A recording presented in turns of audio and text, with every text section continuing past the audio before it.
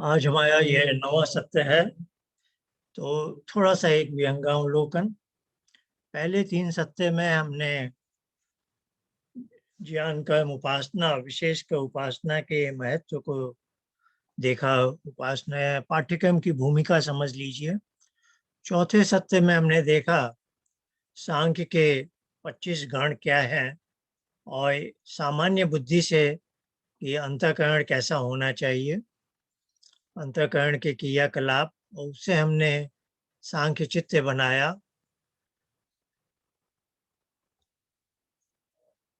5वें सत्र में हमने अंतःकरण के अंतर्गत बुद्धि, अहंकार और मन, जो सांख्य दर्शन के द्वितीय अध्याय में है, वो क्या है, उनके क्रियाकलाप, गतिविधियां क्या है। छठे सत्र में सांख्य के द्वितीय अध्याय का जो दूसरा भाग है, 33वें से लेकर 47वें सूत्र तक, कि हमारी बुद्धि पर वृत्तियां कहाँ से आती हैं, जिन वृत्तियों से हम छुटकारा पाना चाहते हैं। वहाँ शब्द था स्वस्थ, स्व में स्थित होना चाहते हैं। और उसमें आया कि एक तो लाइव वृत्तियां आती हैं पांचों ज्ञानेंद्रियों से, जिसको इंद्रिय प्रणाली बोलते हैं।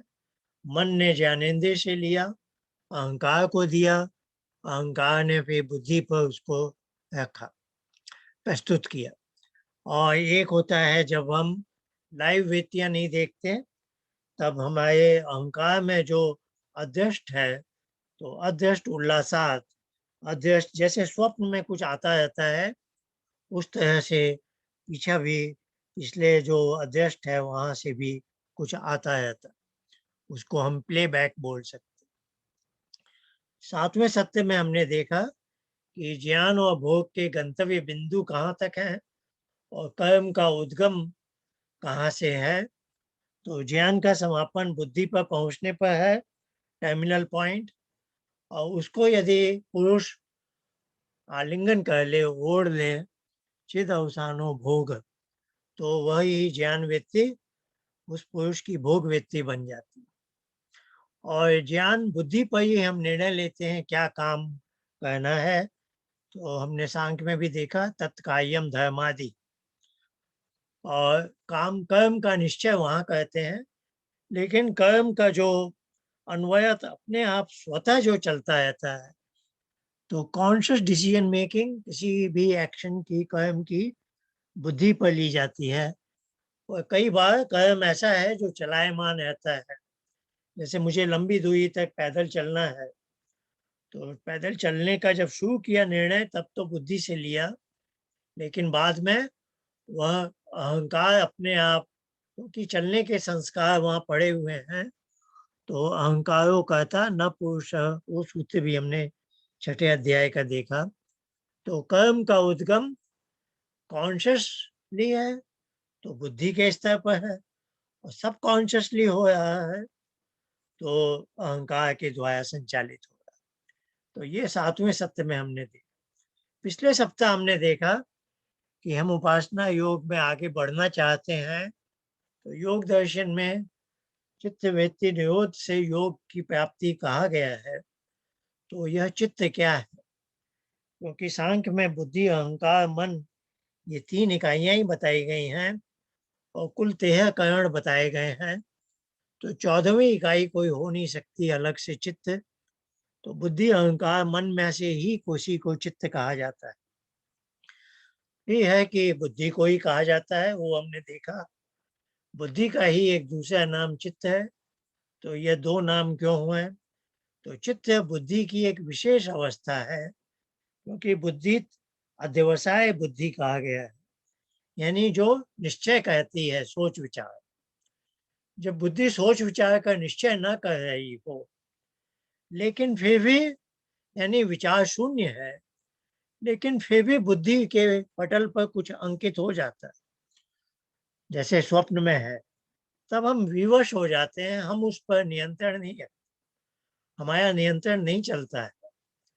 जब हम ध्यान में बैठते हैं विचार शून्यता के बाद, फिर हम यही देखते हैं, वही विवशता, कि बुद्धि पटल पर कुछ आ रहा है, जबकि मैं उसको विचार पूर्वक उसका कुछ निश्चय नहीं करना चाहता, मैं विचार प्रक्रिया में संलग्न नहीं हूँ, फिर भी वहाँ कुछ आया।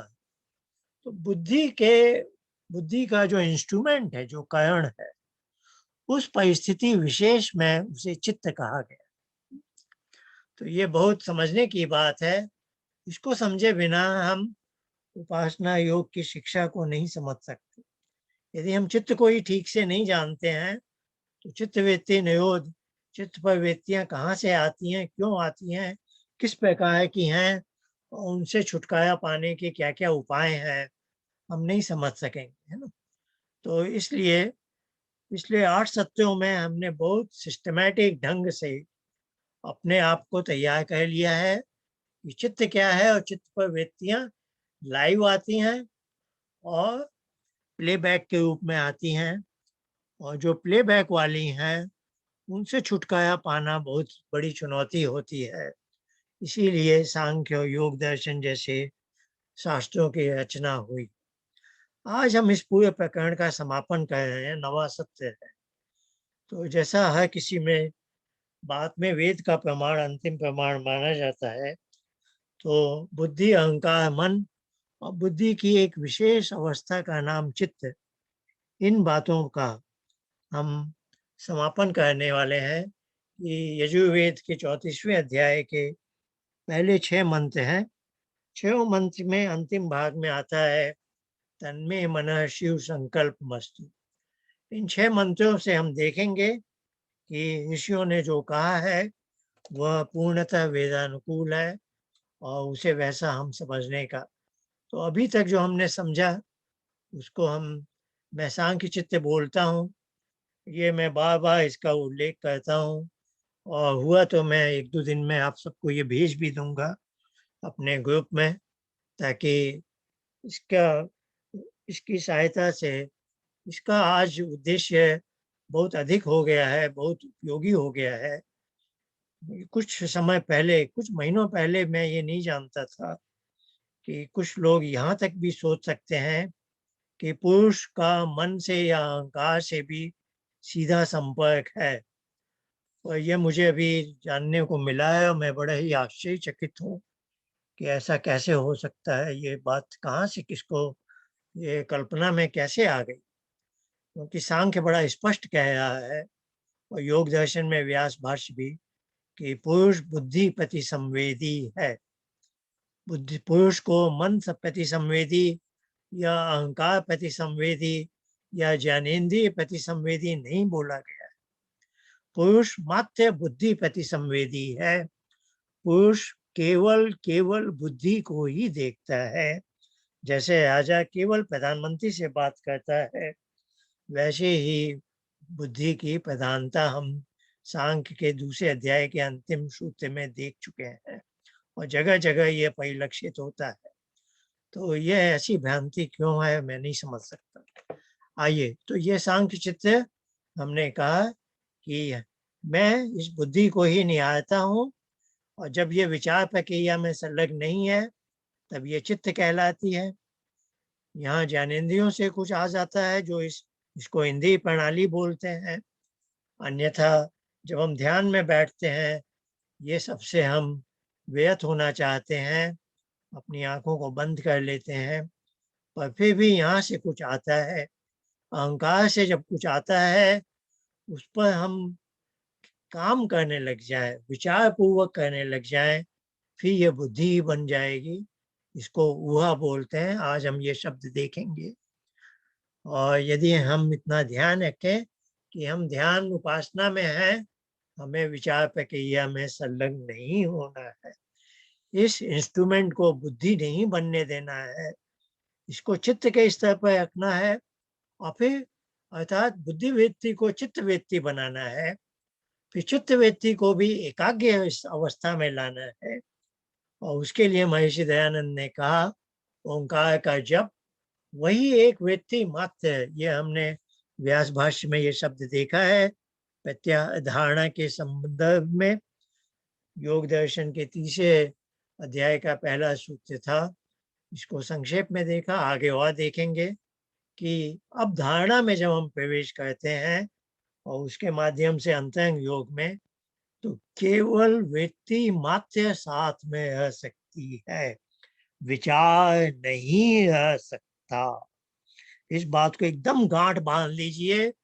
प्रत्याहार में आप जितना विचार करना चाहे 24 घंटे खूब कीजिए, जितना आपको मन भर के ईश्वर का विचार चिंतन जो करना है कीजिए। धारणा में जब आप प्रवेश कर रहे हैं, केवल एक व्यक्ति मात्र आपके चित्त पटल पर होनी चाहिए। और उस संदर्भ में महर्षि दयानंद ने सुझाव दिया है ओंकार जप। अब वही ओंकार जब पुष्ट हो जाता है तो ध्यान बन गया, और जब वह एकाग्र अवस्था भी हट गई, फिर निरुद्ध अवस्था है, अब चित्त पर कुछ भी नहीं है, चित्तवृत्ति निरोध हो गया, तो आप प्रभु की गोद में है। तो ये सांख्य चित्त बहुत लाभदायक है।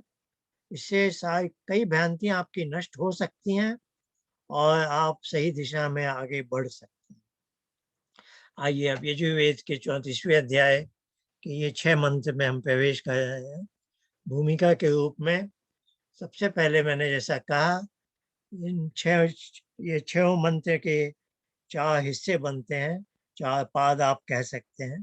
प्रथम पाद, द्वितीय पाद, तृतीय पाद, चतुर्थ पाद। तो जो चतुर्थ पाद है, चतुर्थांश है, लास्ट क्वार्टर है, वो हमेशा आएगा तन्मे मनः शिव संकल्प मस्तु। इन मंत्रों से आप सब परिचित हैं। ये जो यज्ञ की पुस्तकें होती हैं अग्निहोत्र की, उसमें स्वस्ति वाचन के बाद शांतिकरण के मंत्रों का एक समूह है। उन मंत्रों में जब यजुर्वेद के मंत्र आरंभ होते हैं, उसके कुछ बाद ये 6 मंत्र भी हैं। और ये आर्य समाज की इन पुस्तकों में शयन पूर्व प्रार्थना के रूप में भी है। बच्चों को भी हम बोलते हैं रात में सोने के पहले बिस्तर पर ये 6 मंत्रों को आप पाठ करें। तो इसकी समापन में है तन्मे मनः शिव संकल्प। यहाँ पद पाठ इस प्रकार है, तत् यानी वह, में यानी मेरा, षष्ठी एक वचन, मनः यानी मन। यहाँ मन है अर्थात संपूर्ण अंतःकरण, सूक्ष्म शरीर। अभी तक सांख्य और योग दर्शन में अंतःकरण की 3 इकाई आती हैं, बुद्धि, अहंकार, मन। तो जब सांख्य दर्शन और योग दर्शन में मन आए तो वह अंतःकरण की तीसरी इकाई है। लेकिन न्याय दर्शन, वैशेषिक दर्शन या वेद मंत्रों में प्रायः मन आएगा तो यह पूरे सूक्ष्म शरीर, पूरे अंतःकरण के लिए है। इसलिए कोई भ्रांति नहीं होनी चाहिए। मन शब्द अलग अलग स्थानों पर अलग अलग प्रकरण में अलग अलग अर्थ रखता है। इन 6 मंत्रों में मन का अर्थ होगा संपूर्ण अंतःकरण। अभी तक पिछले सत्रों में मन से आशय हम आया था। ये अंतःकरण की जो 3 इकाइयां हैं, बुद्धि, अहंकार, मन। बुद्धि में एकदम निकटतम है, उसके बाद अहंकार, उसके बाद मन, जो ज्ञानेंद्रियों कर्मेंद्रियों का सुपरवाइजर है, मुखिया है। वह एक अंतःकरण की एक इकाई थी। अब ये 6 मंत्रों में मन शब्द से अर्थ है पूरा माइंड, पूरा अंतःकरण, पूरा सूक्ष्म शरीर। माइंड शब्द को आप गंभीरता से न लें, क्योंकि यह बोलचाल का शब्द है। यह साइंस वाले इसको ब्रेन के रूप में भी लेते हैं, है ना। ये बातें हम थोड़ी बाद में कभी देखेंगे। तो ये सबसे पहला है मन शब्द का। शिव संकल्प, शिव शब्द विशेषण शब्द है ना। पर बहुत से लोग शिव जैसे संज्ञावाचक शब्द मानते हैं, और मूलतः यह विशेषण शब्द है। और शिव संकल्प ये जैसे हो गया शुभ संकल्प वाला है। सब शिव संकलम संकल्पम अस्तु। तो इसका ऐसे मोटे तौर पर होगा, मेरा मन शिव संकल्प वाला होवे या शुभ संकल्प वाला होवे, यह ऐसी प्रार्थना है। तो यह बात तो मैं कह ही चुका हूँ। जो प्रथम बिंदु में है, मन यहाँ अर्थात अंतःकरण है, जिसको सूक्ष्म शरीर भी बोलते हैं। बुद्धि अहंकार मन तीनों का समूह है। यहाँ 6 मंत्र में यह भाषा आएगी यत और तत् वाली। तो ये 2 सर्वनाम पद हैं, तो जिसका हिंदी में ऐसा कह सकते हैं, जो जैसा या ऐसा, या अंग्रेजी में कहें तो what ever does this that is तत्, है ना। तो जो ऐसा कहता है वह मेरा मन शुभ संकल्प वाला हो, है ना। तन्मे मन शिव संकल्प मस्तु, इसका अर्थ बनेगा वह या वैसा मेरा मन शिव अर्थात शुभ संकल्प वाला होवे। इन 6 मंत्रों का एक श्रृंखला है, तो ये हम देखेंगे जैसे ईश्वर ने हमें हमारे सूक्ष्म शरीर अंतःकरण के बारे में जानकारी दी है, ज्ञान दिया है, बताया है, और वह बाहर से भीतर ले जा रहे हैं। पहले मन के क्रियाकलाप जो बाह्य है वो बताए जा रहे हैं, फिर जैसे हम एकदम अंदर जाएंगे, चित्त के अंदर तक पहुंच जाएंगे, तो यह बाहर से भीतर की यात्रा है, एक तरह का क्रम है, ऐसे ही ऊंट पटांग नहीं है, एक बहुत विशेष क्रम है, उस क्रम से हमें देखना है। अंत में यह हमें बताया जाता है कि जो मन हमें संसार में सर्वत्र घुमाता है, वह वैसा मेरा मन मुझे उस ईश्वर के पास भी पहुंचा सकता है। यह इन 6 मंत्रों का आशय बनता है और ईश्वर की तरफ से हमें यह ज्ञान दिया जाए। आइए पहला मंत्र देखते हैं। यज्ञागतो दूर मुदयति दैवम तदुसुप्तस्य तथैवैति दूरंगमं ज्योतिषां ज्योति एकम तन्मे मनः शिव संकल्पमस्तु। अब यहाँ यत और जागृत की संधि है, तो जो तकार था वो जकार बन गया है। यज्ञागतो, ये अष्टाध्यायी के ग्रामर के कुछ रूल हैं, जलाम जस जसी, तो आगे जश हो तो झल का जस ऐसे हो जाता है, यानी तीसरा अक्षर आ जाता है। तो जो आगे च छ ज वाला ज है, तो यहाँ त का ज हो जाएगा ऐसे। तो ये ग्रामर व्याकरण के कुछ नियम है। यहाँ पद बनेगा जो जागृत अवस्था में दूरम, दूर दूर, उद ऐति, ऐति है ले जाना, घुमाना, कैसे, उदयति जो जागृत अवस्था में मुझे दूर दूर ले जाता है। दैवम दिव्य गुणों से युक्त है, उसके दिव्य गुण है, वो संसार की सब चीजों का हमें ज्ञान दिलाता है। तद वो, वह ही, सुप्तस्य सोते हुए के, ये सुप्तस्य यानी सोते हुए पुरुष की, देखिए अवस्थाएं पुरुष की होती हैं, जागृत अवस्था और सुषुप्त, ये स्वप्नावस्था और सुषुप्ति और फिर तुरीय अवस्था, ये अवस्थाएं पुरुष की हैं, पर मन के कारण हो रही हैं। मन उसमें क्या अपना रोल कर रहा है उसका बारे में हमें बताया जाए। जागृत अवस्था में मन पूरा एक्टिव है, हमें दूर दूर ले जा रहा है, दिव्य गुणों से युक्त है। वही मन सोते हुए के भी तथैव वैसा ही एति घुमाता है। सोते हुए व्यक्ति को भी वह मन वैसे ही दूर दूर घुमाता है। ठीक है, अब यहाँ हो गया, ये हो गया स्वप्नावस्था का वर्णन, कि जागृत अवस्था में वह मुझे बुद्धि पटल पर बहुत कुछ दिखाता है, लेकिन जब मैं नींद में जाता हूँ, स्वप्न देख रहा हूँ, तब भी वह मुझे बहुत कुछ दिखाता है। अब ये थोड़ा विचित्र सा वेद की भाषा होती है, एक विचित्र अलंकार है।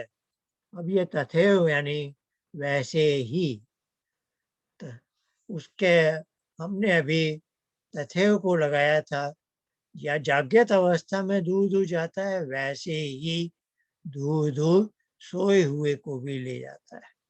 अब हम तथैव को सुप्त शब्द पद के साथ लगा रहे हैं, दूर मुदयति के बदले जाग्यत दूरमुदैति के बदले सुप्त के साथ लगाते हैं, तब इसका अर्थ बनता है कि सोते हुए में भी वह सो जाता है जैसे।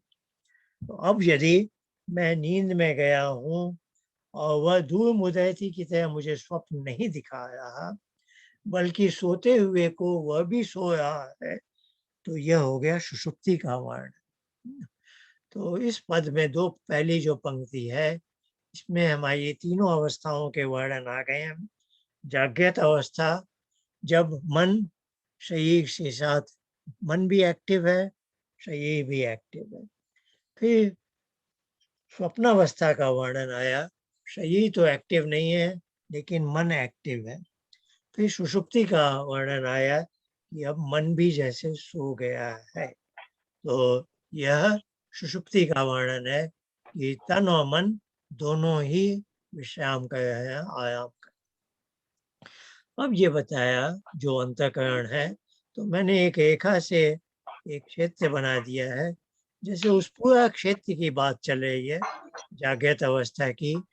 और एक मिनट, किसी का म्यूट नहीं है, एक मिनट, आप सब कृपया म्यूट पर हुआ कीजिए। अब सब म्यूट पर है, म्यूट मत हटाइए, म्यूट पर बने रहिए। हाँ, तो जागृत अवस्था में ये पांचों ज्ञानेंद्रियों से यहाँ आ रहा है। स्वप्नावस्था में यहाँ से कुछ नहीं आता, लेकिन अहंकार से कुछ आता रहता है। सुषुप्ति में अहंकार से भी आना बंद हो जाता है। ये गाढ़ निद्रा कहलाती है, जिसको निद्रा वृत्ति बोलते हैं। जैसे यहाँ काला पर्दा परमात्मा ने लगा दिया कि जैसे मंच के आगे एक पर्दा आ जाता है तो आपको कुछ भी नहीं दिखाई देता है ना, तो वैसे ही ये यदि मंच मान लें तो ईश्वर ने उसके ऊपर काला पर्दा लगा दिया है। अब वो आपको पूरा विश्राम देना चाहता है, आपके तन और मन। तो ये तीन अवस्थाओं का वर्णन था पहले मंत्र में, जिसमें मन का बहुत विशेष भूमिका है। पुरुष का जो चैतन्य है, जो चेतना गुण है, वह मन ने लेकर यदि शरीर तक पहुंचा दिया तो जागृत अवस्था हो गई। मन ने अपने आप तक सीमित रखा तो स्वप्नावस्था है। और मन ने भी उसको, चेतना को अपने पास नहीं लिया तो वह सुषुप्ति हो। आइए अब अंदर का वर्णन चाहते हैं हम। अब अंदर थोड़ा प्रवेश कर रहे हैं। अब कर्म क्या है, जो महर्षि दयानंद ने नवम समुल्लास में लिखा है, मनोमय कोश में अहंकार, मन और पांच कर्मेंद्रियां गिनाई हैं। तो उसका एक यहाँ बक्सा बनाया गया है। इस बक्स में अहंकार, मन और पांच कर्मेंद्रियां हैं।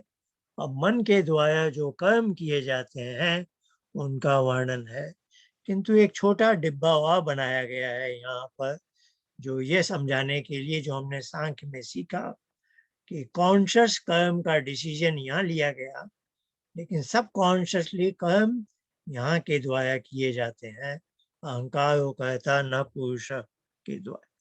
तो असल में हमारा डिब्बा इतना ही बड़ा है, लेकिन इसका जैसे स्विच बोर्ड ये है, इस स्विच से स्विच ऑन किया गया था और फिर यहाँ से ऑटोमेटिक मशीन जैसे काम कर रही। आइए इस मंत्र को देखते हैं। येन यहाँ तृतीया में है, यत पद एक वचन में ही हमेशा आएगा मन के बारे में। तृतीया में है कि उसके द्वारा, येन कर्माणि अपसो मनीषिणो यज्ञे कृण्वन्ति विदथेषु धिया। जो मनीषी गण है, मनीषी गण वो है जिनका अपने मन पर बहुत अच्छे स्तर का स्वामित्व है, मन उनकी इच्छा के अनुसार ही कर्म करता है। ऐसे जो मनीषी गण हैं, उनके कर्म, वे कर्म बड़े ही उच्च कोटि के कहते हैं, जिसको यज्ञ कर्म कहते हैं। जो भी कर्म हम स्वार्थ भाव से नहीं करते, दूसरों के परोपकार के लिए निष्काम भाव से कहते हैं, उसको यज्ञ कर्म बोलते हैं। तो ये कर्माणि, ऐसे कर्म, अपस अर्थात बिना थके हुए वे लगातार निरंतर कहते रहते हैं। मनीषी गण यज्ञ कर्म, ये क्रियापद है, कर्माणी को करना, और उस कर्मों को सोच विचार कर करते हैं, तो उसके लिए आया विदथेषु। विद धातु ज्ञान के लिए है, अर्थ ये बहुवचन में है। सारी जो विद्या उनके पास है, उन विद्याओं का उपयोग करते हुए वे यज्ञ कर्म का निर्धारण करते हैं, और ये सब उन्होंने धारण की हुई है अहंकार में। तो अहंकार में हमारा सारा ज्ञान बैठा हुआ रहता है, वहीं सब संस्कार हैं, अच्छे भी और जो बुरे भी हैं, सभी संस्कार यही हैं। और यहाँ उच्च कोटि के लोगों का वर्णन है। जो धीर पुरुष हैं, उन्होंने अपने अहंकार में बहुत ही पुरानी अच्छी बातें, अच्छे ज्ञान और अच्छे कर्मों के संस्कार धारण किए हुए हैं, और वे लोग मनीषी हैं। उनका अपने ऐसे ही ऑटोमेटिक मन, उनका अपनी इच्छा से काम नहीं करता, उनकी इच्छा से मन काम करता है। तो यह बात हमें बताई गई। एक बार फिर से ये वाक्य बनाता हूँ। मनीषी गण जो धीर पुरुष लोग हैं, उन्होंने अपनी सारी विद्याओं का प्रयोग करते हुए जिन यज्ञ कर्मों का निर्धारण किया है, उसको अथक करते रहते हैं। वैसा ही मन इस परमात्मा ने हम सबको दिया है। जो धीर पुरुष मनीषी लोग हैं, उनका मन हमसे कोई अलग नहीं है। बस उन्होंने इस मन का बहुत अच्छे ढंग से सदुपयोग किया कि वे मनीषी और धीर बन गए, और हमें अभी बहुत प्रयास करके उस स्तर का बनना है। यद अपूर्वम, अब यहाँ पर था कि बुद्धि के द्वारा संचालन का भी एक तरह से रहस्य था। अब बताया कि यद अपूर्वम यक्षमंत प्रजा, यानी इस अहंकार में अपने आप ही ताकत है, अपूर्व, इसको पहले किसी की सहायता लेने की जरूरत नहीं है। यह स्वचालित ऑटोमेटिक मशीन की तरह से भी काम कर सकता है। यक्ष मंत्र, हाँ, इसका जो सुपरवाइजर है वो अंदर बैठा है, पर यह एक तरह से ऑटोनोमस सिस्टम है। एक बार स्विच ऑन कर दिया गया, अब ये कर्म अनायास अनवरत चलते रहते हैं। अब हम तीसरा मंत्र लेते हैं। इस मंत्र का विषय था कर्म। तीसरा मंत्र लेते हैं, जिसमें बुद्धिपूर्वक काम करने की बात है। तो ज्ञान व कर्म, कर्म को जो निश्चयात्मक कर्म का निश्चय करने की बात हम एक अंश में देख चुके थे पिछले मंत्र में।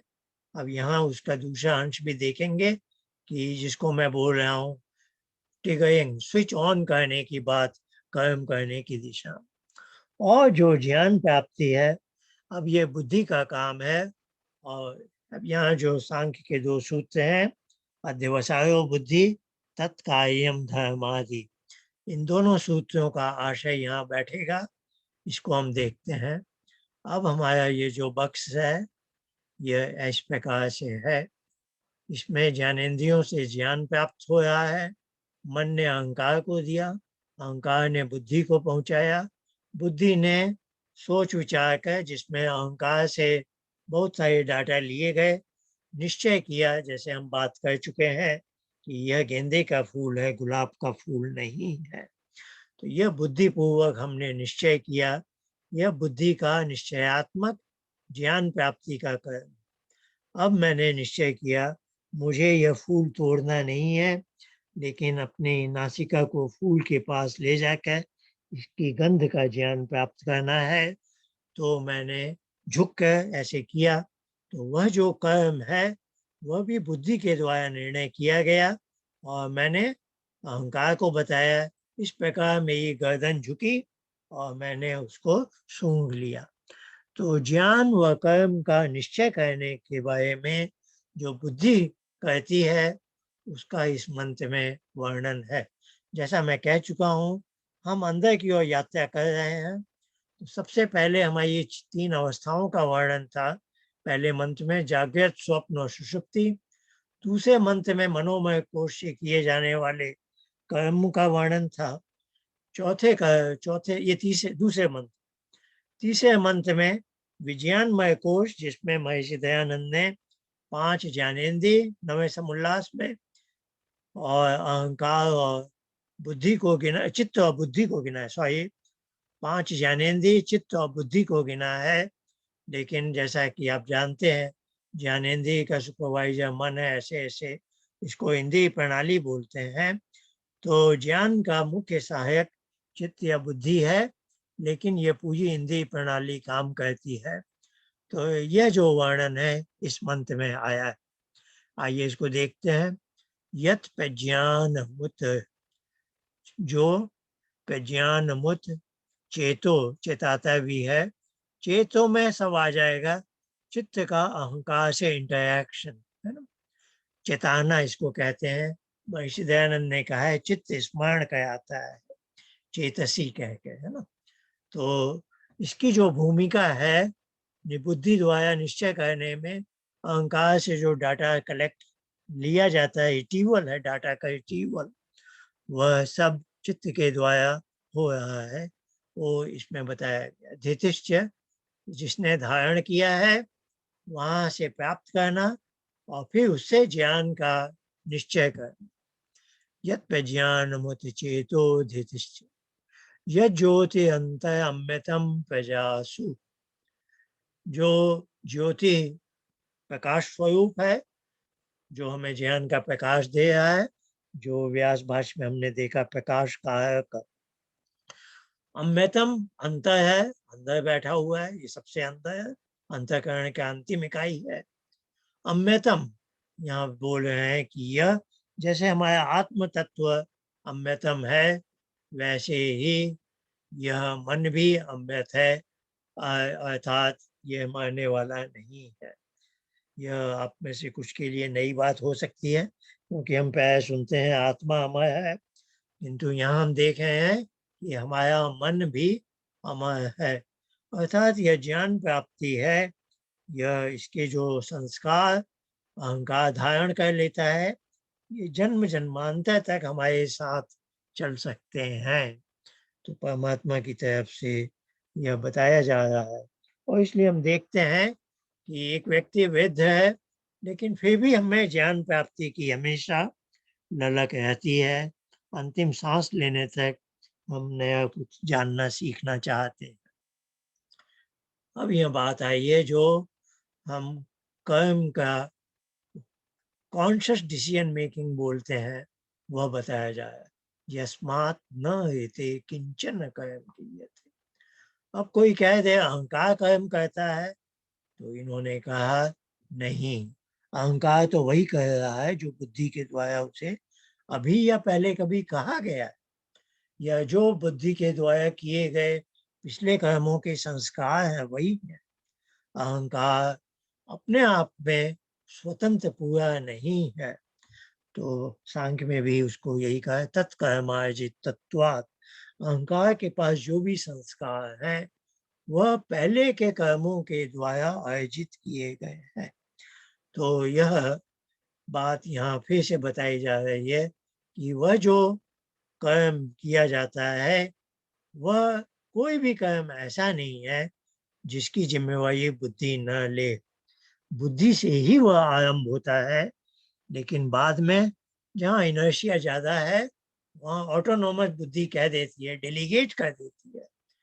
कि जैसे प्राइम मिनिस्टर ने डेलीगेट कर दिया कि ये काम तुम करोगे, है ना। इस तरह के डॉक्यूमेंट मेरे पास नहीं आने चाहिए, तुम इसको हस्ताक्षर करके अपनी अथॉरिटी डेलीगेट कर। जैसे मैनेजिंग डायरेक्टर डेलीगेट कर देता है कि इस स्तर के लोगों की लीव एप्लीकेशन मेरे पास नहीं आएगी, अमुक मैनेजर सैंक्शन कर सकता है, इसको डेलीगेशन कहते हैं। तो वही बुद्धि को पास ये अथॉरिटी है कि जो जो कर्म मैंने किए गए हैं पहले, मैं किस तरह से चलता हूँ, किस तरह से लिखता हूँ, इसको सिग्नेचर्स बोलते हैं, हस्ताक्षर है, खाली हाथ वाले हस्ताक्षर नहीं, सभी। मेरी ड्राइविंग कैसी, तो ये सब जो जो मैंने बहुत अभ्यास कर लिए है, सारे उसके संस्कार यहाँ पड़े हैं।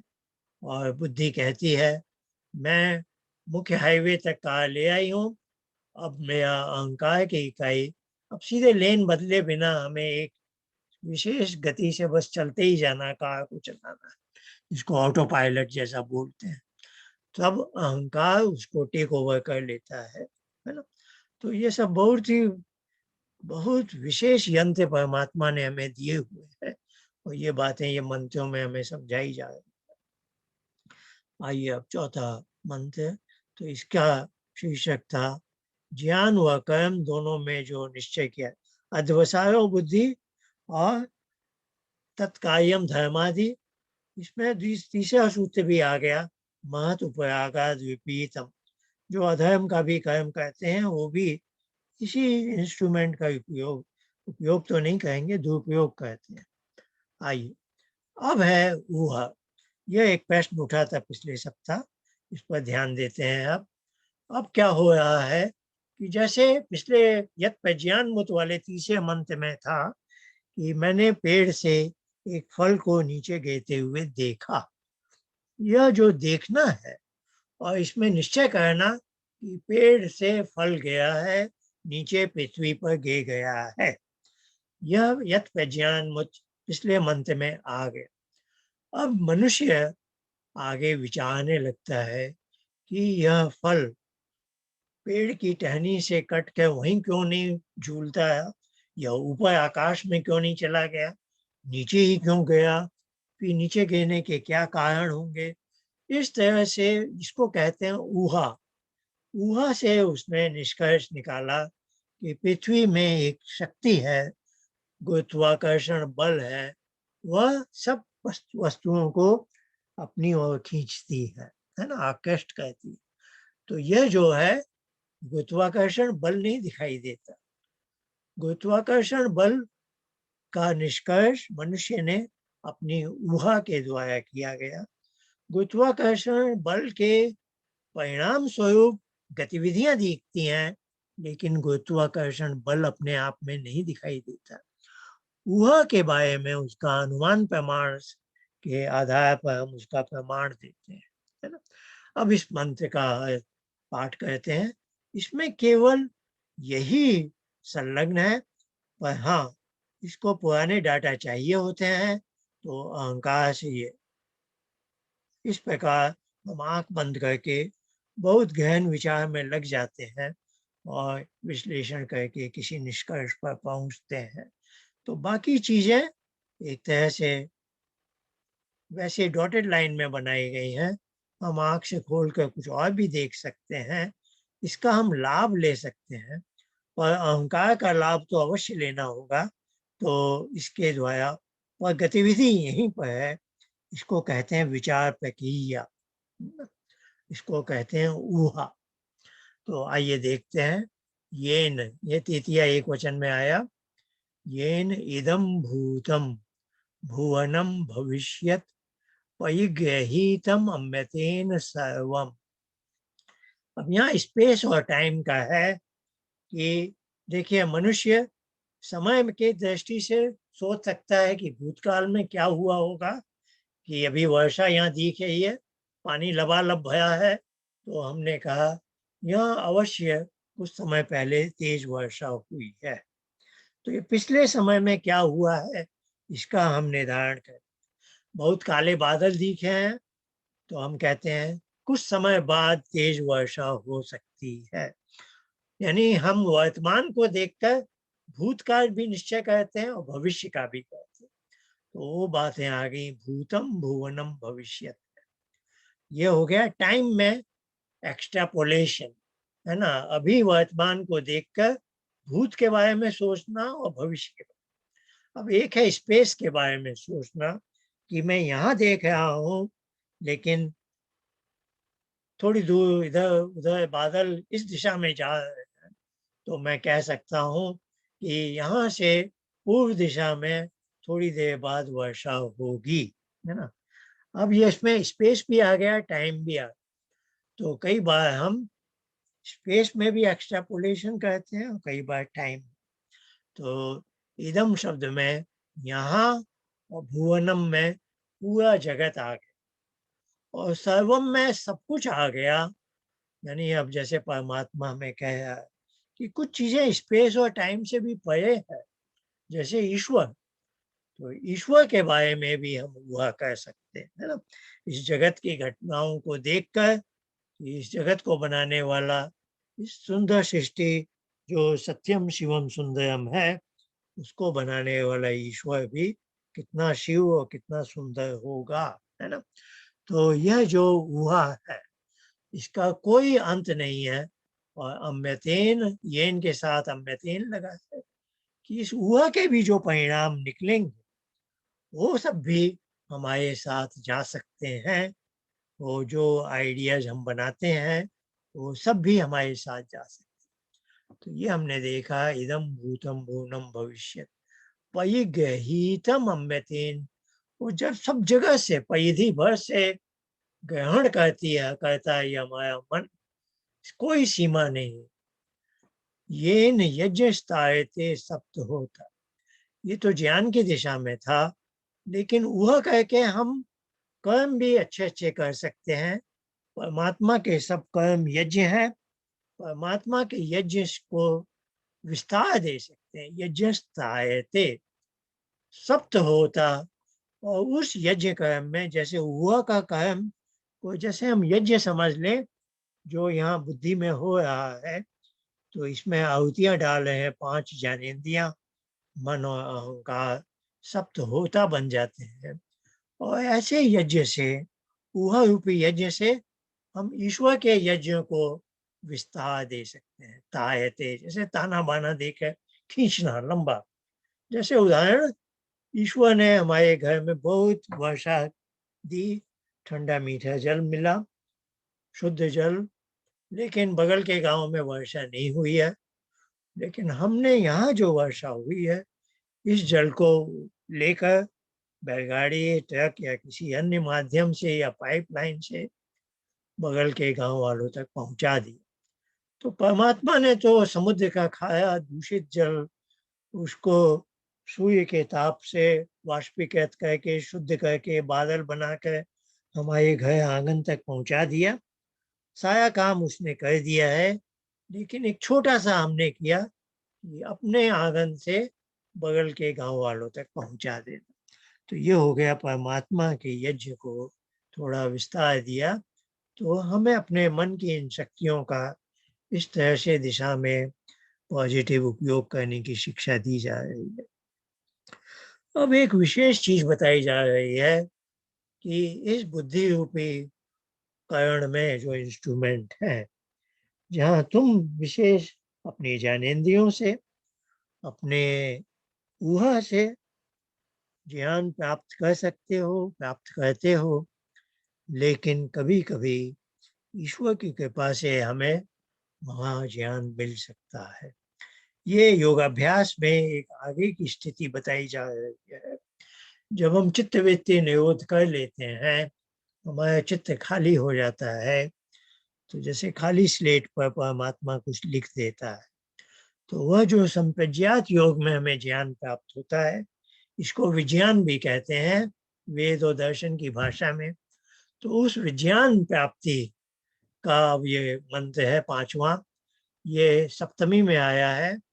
जैसे अब यह एक पात्र बन गया, बर्तन, और इसमें ईश्वर कुछ डाल सकता है। सप्तमी का बहुत सुंदर प्रयोग है, यस्मिन ऋचः साम यजुषी। अब बता रहे हैं कि जिस मन में कभी परमात्मा ने आदि मानव को ऋग्वेद और साम और यजुर्वेद वेदों का ज्ञान दिया था, उसी ढंग से आज वह मुझे भी दे सकता है। यस्मिन प्रतिष्ठिता रथ नाभव अव्यवाय। रथ के जो पहिए होते हैं, नाभि जो एक्सल होता है, और पहिए के जो आये होते हैं उसको स्पोक्स बोलते हैं। तो कह रहे हैं, ऐसी उपमा दी गई है कि ईश्वर वहां कैसे पहुंच सकता है। मेरी बुद्धि के उस पटल पे अब वो बुद्धि नहीं, अब तो वह चित्त है। बुद्धि की कोई गतिविधि वहां नहीं हो रही, बल्कि चित्त की भी वृत्तियों का निरोध हो चुका है। वो उस अंतःकरण की एकदम अंतिम बिंदु पर परमात्मा ऐसे पहुंच जाता है जैसे रथ की नाभि में आए 360 अंश में कहीं से भी पहुंच सकते, बल्कि वो तो एक प्लेन की बात है। पूरे 3 आयाम में हम देखें तो थ्री डायमेंशन में वह स्पोक्स तो कहीं से भी आ सकते। तो परमात्मा के लिए कोई सीमा नहीं है, वह कैसे भी उसको केंद्र बनाकर अपनी ज्ञान राशि वहां पहुंचा देता है और वहां लिख देता है। अब कितना सुंदर प्रयोग आया है, यस्मिन् चित्तम। इस समय उस उपकरण को चित्त कहा जाता है। सर्वमोतम, वहां परमात्मा ओत प्रोत है। सर्वम शब्द से फिर हम ईश्वर का अर्थ ले आए। पिछले मंत्र में ऊह वाले में भी हमने सर्वम से ईश्वर का अर्थ लिया है। ईश्वर वहां ओत प्रोत है। ईश्वर सर्वव्यापक है, सूक्ष्माति सूक्ष्म है, और वहां वह हमें वह ज्ञान दे सकता है जैसा उसने आदि मानव को वेद का ज्ञान दिया था। बहुत सुंदर मंत्र है। उपासना की प्रक्रिया में यह हमारा गंतव्य स्थल होता है, हम यहाँ पहुंचना चाहते हैं। अब समापन कर रहे हैं। छठा मंत्र है, यहाँ भी यत आया लेकिन यहाँ पहली बार थोड़ा भीतर आया है। तो सुषायत यश्वानि यन मनुष्यान नियते भीषु भिवाजिन युव। महिषी दयानंद ने भाष्य में लिखा है, ये बहुत अच्छी हमें हिंट दी कि जो उपमा के लिए वाचक पद होता है यू, यानी इसके जैसा, ये यहाँ 2 बार आया। इससे एक गंभीर स्वाध्यायशील व्यक्ति विचार करने लग जाता है, 2 उपमा यहाँ कहाँ है। तो इससे उसको बहुत सहायता मिलती है, और वही आशय हम यहाँ देखना चाहते हैं। यहाँ जो पहला पाद है उसमें देखिए, सुसारथी, अब मन को बताया है, वह सारथी ही नहीं है, बहुत अच्छा सारथी परमात्मा ने एम्प्लॉय करके हमारे मन हमारे साथ दिया। अच्छा सारथी यत मनुष्यान ने नियत, मनुष्यों को इधर उधर ले जाता। कहाँ तो ये मंत्र शुरू हुए थे मनीषी और धी लोगों से, बड़े बड़े लोगों से। अब यहाँ एक सामान्य मनुष्य की चर्चा है कि यह जो जन सामान्य का मनुष्य है, मननशील है, और मन से ही अब शब्द बना है मनुष्य, लेकिन मनुष्य भी मनीषी नहीं है। यह तो सामान्य मनुष्य क्या देखता है कि यह मेरा मन बहुत अच्छा सारथी है, यह मुझे संसार में जैसे सारथी अश्व को ले जाता है रथ में हाँक कर, और हम यात्रा का आनंद लेते हैं, सुख लेते हैं, वैसे ही एक सामान्य मनुष्य सोचता है कि यह मन मुझे सारे संसार में इधर उधर ले जा रहा है और मुझे घुमाता है, एक बहुत अच्छा निपुण सारथी है। अब ये जो दूसरी उपमा है युव के लगा के बताई गई है, अभिशुभे वाजिन युव। अब ये जो घोड़े हैं, सारथी के पास जो घोड़े हैं और उनके पास केवल घोड़े ही आपको घुमाने है, उसके पास उन घोड़ों को नियंत्रण करने के लिए बहुत मजबूत रस्सियां भी अभिशुभ है। इससे अब बताया गया कि यदि तुम सारथी को ऐसा आदेश दोगे तो उसके पास वो इतना समझदार कि अपनी लगाम रस्सियों से इन घोड़ों पर नियंत्रण करके कुछ विशेष गंतव्य स्थल पर भी जा सकता है।